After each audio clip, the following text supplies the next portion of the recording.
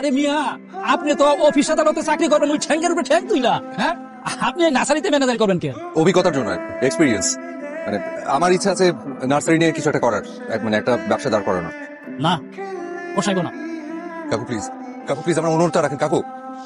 কি কম আর দুঃখের কথা, আমরা অনেক বিপদে আছি। রিদিমামুনি তো অন্ধ, চোখে দেখে না। আমগো একজন ম্যানেজার লাগবে। রিদি মামনি এই নার্সারির এখন মালিক, আসল মালিক ছিল তার বাপ। একটা অ্যাক্সিডেন্টে সে আর বাবি মারা যায়, রিদিমামুনি অন্ধ হয়ে যায়। মালিক কাকা, দেখো না, তোমাদের জন্য স্পেশাল খাবার নিয়ে এসেছি, পাটিসাপটা পিঠা। এ নাও, খাও। আমি মালিকা কাকুই। মালিকা কাকা একটু বাইরে আছে। অচেনা কণ্ঠ, আপনি কি তাহলে নতুন ম্যানেজার? জি ম্যাডাম। ম্যাডাম বলা যাবে না, বয়সের বিবেচনায় তুই, তুমি, আপনি এভাবে সম্বোধন করে আমরা সম্পর্ক এগিয়ে নিয়ে যেতে পারি। মনে থাকবে? জি। পিঠা শুধু মালিক কাকার জন্য আনিনি, আপনার জন্য নিয়ে এসেছি। নিন, পিঠা খেয়ে মিষ্টি মুখ করুন। নিয়েছেন? ভালো হয়েছে? না, আমি এখনো নিচ্ছি একটা সেকেন্ড। মজা হয়েছে? বেশি করে নারকেল গুড় দিয়ে বানানো, কিন্তু আপনি যেটা এখন বললেন মনে খুব একটা ভালো হয়নি, তাই না? না না, খুব মজা হয়েছে। এখন মনে হচ্ছে নারকেল গুড়টা মনে হয় বেশি পড়েছে। দিমামুনি, মালিক কাকা, দেখো না, তোমাদের সবার জন্য আমি পিঠা নিয়ে এসেছি, পাটিসাপটা পিঠা। হঠাৎ পাটিসাপটা পিঠা? এই যে আমাদের নার্সারিতে, মানে আমাদের ফ্যামিলিতে নতুন একজন মেম্বার জয়েন করলো, তাই তুমিও খাও আর সবাইকে দাও। ঠিক আছে মামুনি। সবাই খুব মজা করে আপনার বানানো পিঠা খাচ্ছে। ও, আমি রিদি। মেয়ে মানুষ দেখে হ্যান্ডশেক করতে সংকোচ বোধ করছেন নাকি? জি না না, মানে আমি চোখে দেখি না তো, একজন নতুন পরিচিত মানুষের স্পর্শ, শব্দ, ঘ্রাণ, এগুলো দিয়ে মনের ভেতর একটা অবস্থান তৈরি করি। আমি দীপ। আশা করি আপনি আপনার দীপ জ্বালিয়ে আমার নার্সারির অন্ধকার দূর করবেন। তোমার বললাম আমার বাসায় গিয়ে থাক না, তুমি এখানে একলা একলা থাকো। ছোট চাচা, আমি আগেও বলেছি আমি এই বিষয় নিয়ে আসলে আর কোনো কথাই বলতে চাচ্ছি না। রাশি বলে চলে যায়, ভাইজানদার সবকিছু তোমার নামে লিখে দিয়ে গেছে। আমি কাগজপত্র সব প্রায় গুছিয়ে আছি, তুমি তো আর দেখাশোনা করতে পারবো না। সবকিছু আমার নামে থাকলে আমি দেখাশোনা করে রাখতে পারবো। আমি তাহলে আসি।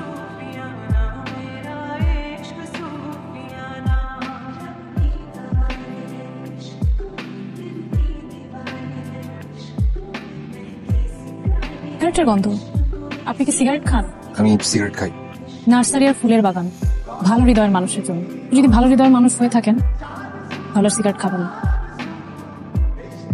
দীপ, বলুন।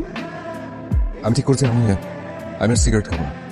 হ্যাঁ, তাই আমি চাই যে আমার এই সিগারেটের প্যাকেট আর লাইটারটা আপনি আপনি নিজ হাতে ছুঁড়ে দূরে দূরে কোথাও ফেলে দিন। শিওর? একদম 100% শিওর। কত দূর গিয়ে পড়েছে? অনেক দূর। কংগ্রাচুলেশন। মালিক কাকা, কি মনে হচ্ছে? খুব সৎ ছেলে, অনেক ভালো ছেলে। তুমি কিন্তু খুব অল্পতেই সবাইকে বিশ্বাস করে থাকো। তুমিও তো আমার থেকেও বেশি ভালো। চাচা। জি বাবা, জি। তোমার হিসাব নিকাশ দিলা ওই রিদিমামুনির একটু বোঝাও। হ্যাঁ ঠিক আছে, ওই যে কাস্টমার আসছে। হ্যাঁ ঠিক আছে। আপনার মনে পরিচিত, আপনাকে খুঁজছে। বসুন। শুরু করুন। জি, বুঝতে আমার ব্যবস্থা করতে হবে। Deep, ji. Thank you. Thank you কেন? কি ঠকানোর মানুষ না।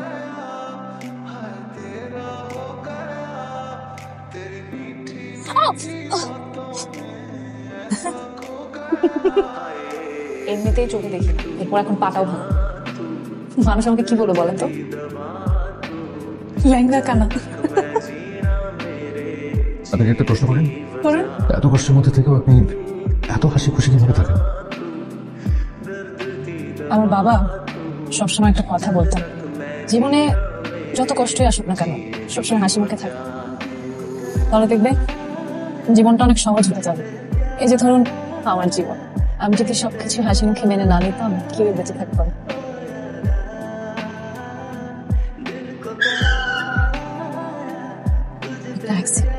আমার পুরো পরিবারটা সবকিছু এলোমেলো হয়ে গেল। আমার বাবা মা আমাকে ছেড়ে চলে গেল, আমি বেঁচে গেলাম। আমি কিছুই দেখতে পাচ্ছি না। এবার আপনি বলুন আমি কিভাবে বেঁচে আছি?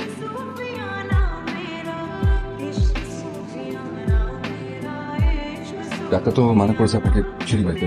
এখন কিছু করার নেই।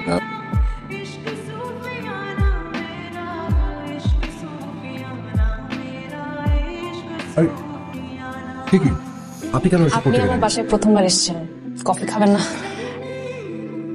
হয়েছে? খুব খুব খুব ভালো। Thank you. লবণ, সরি, আমি চিনির বদলে লবণ দিয়ে ফেলেছি। আপনি কেন বললেন খুব ভালো? না, আমার তো ভালোই লাগছে সল্টি কফি। খেতে বেশ ডিফারেন্ট।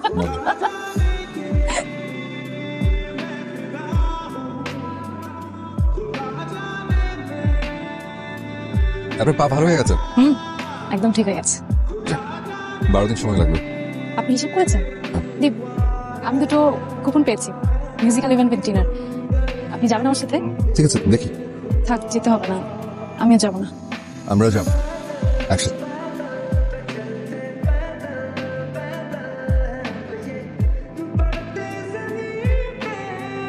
আমাকে কেমন লাগছে? খুব সুন্দর। দীপ, কেউ কি আমাকে নিয়ে হাসাহাসি করছে? কই না তো। জায়গাটা কেমন? খুব সুন্দর এবং চিমসাম পরিপাটি। আমার অনেক গুড ফিল কাজ করছে। তাই? হ্যাঁ। Excuse me.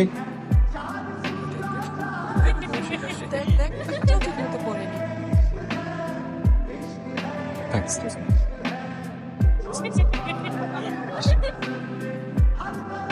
দিদি, আপনি কেন কাঁদছেন কেন? আপনি কেন আমাকে মিথ্যা বলেছেন? কেন বলেছেন আমাকে দেখতে সুন্দর লাগছে? আমি তো বলিনি। আমি সুন্দর একটা মন দিয়ে আপনাকে দেখেছি, তাই আমার কাছে সুন্দর লেগেছে। আর যাদের মন অসুন্দর তারা হয়তো আপনাকে নিয়ে, আমি আপনাকে আর হাত হতে দেবো না।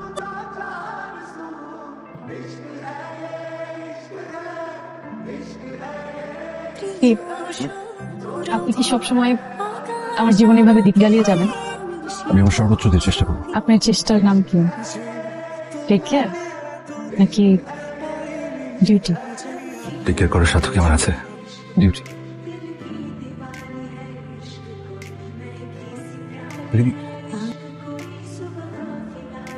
ওই দিন হইলো রিদি মামুনির কোনো খোঁজ নাই, আসারি তো আসতেছে না, মোবাইলটা বন্ধ, চিন্তার বিষয়।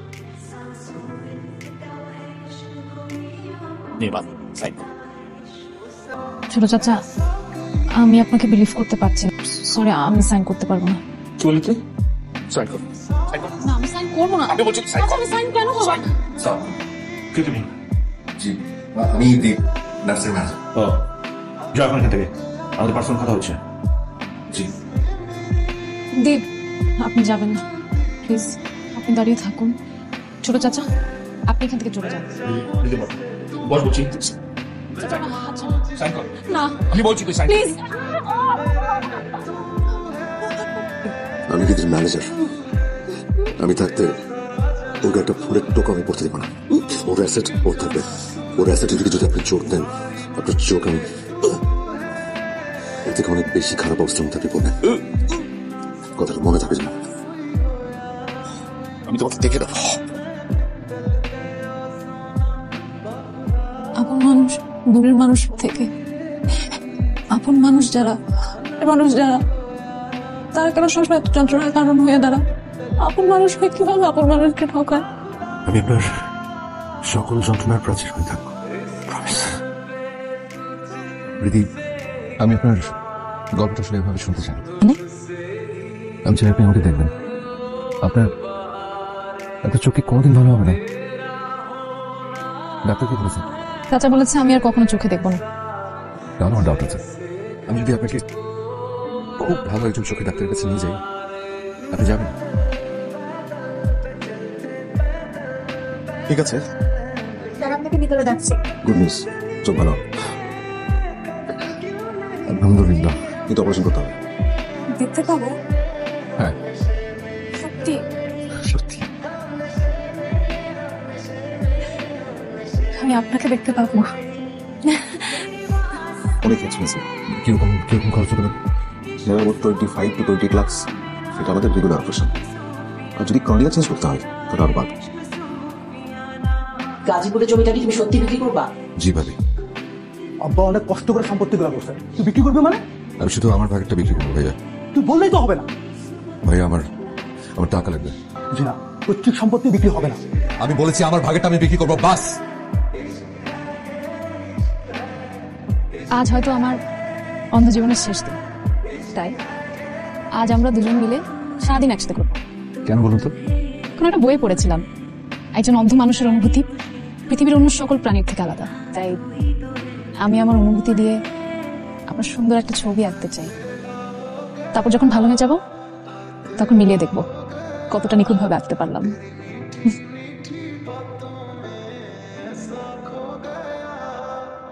স্কুলে সবার প্রথমে আমি আপনাকে দেখতে চাই।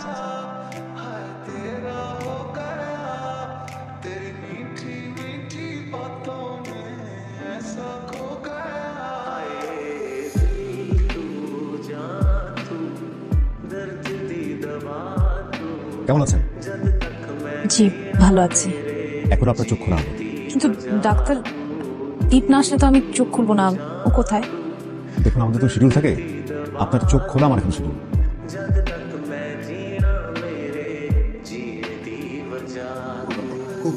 না ডাক্তার, দীপ না আসলে আমি চোখ খুলবো না। দীপ বাবাজি আসবে না, তোমার একটা চিঠি দেওয়া গেছে, সে চায় চোখ খুলে তুমি সেই চিঠিটা পড়ো। আমি জানি তুমি আমাকে ভালোবেসে ফেলেছ, আর তাই চোখ খুলে তুমি সবার আগে আমাকে দেখতে চেয়েছিলে। কি তীব্র ইচ্ছা ছিল তোমার আমাকে দেখার, কিন্তু তোমার এই ইচ্ছার সামনে দাঁড়ানোর সাহস আমার নেই, একেবারেই নেই। কারণ তুমি জানোই না, যাকে তুমি ভালোবেসে ফেলেছ সেই মানুষটি তোমার বাবা মায়ের খুনি। চোখ বুঝে সেই দুর্বিষহ দিন আমি এখনো দেখতে পাই। আমি ফোনে কথা বলতে বলতে ড্রাইভ করছিলাম, একটা ক্ষণিকের ভুলে ঘটে যায় সেই ভয়ঙ্কর অ্যাক্সিডেন্ট।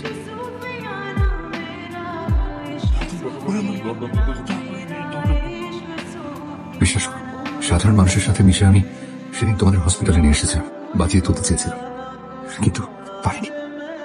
ডাক্তার যখন এসে বলল তোমার বাবা মা মারা গেছে আর তুমি অন্ধ হয়ে গেছো, নিজেকে নিজেকে পৃথিবীর নিকৃষ্টতম অপরাধী মনে হচ্ছিল।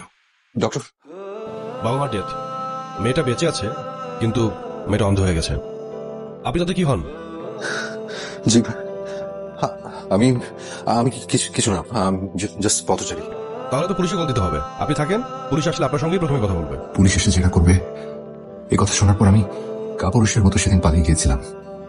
তারপর 2 বছর আমি পালিয়েছিলাম, কিন্তু অপরাধ বোধ আমাকে কুড়ে কুড়ে খেয়েছে। আমার একটি ভুলের কারণে তোমাদের সাজানো জীবন ভেঙে চুরমার হয়ে গেছে।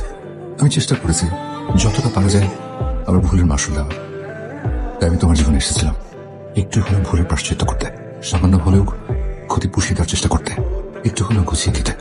আমি জানি আমার এই অবদান খুবই তুচ্ছ, খুবই নগণ্য, তবুও হৃদয়ের নিংড়ে আমি চেষ্টা করে গেছি তোমাকে ভালো রাখার।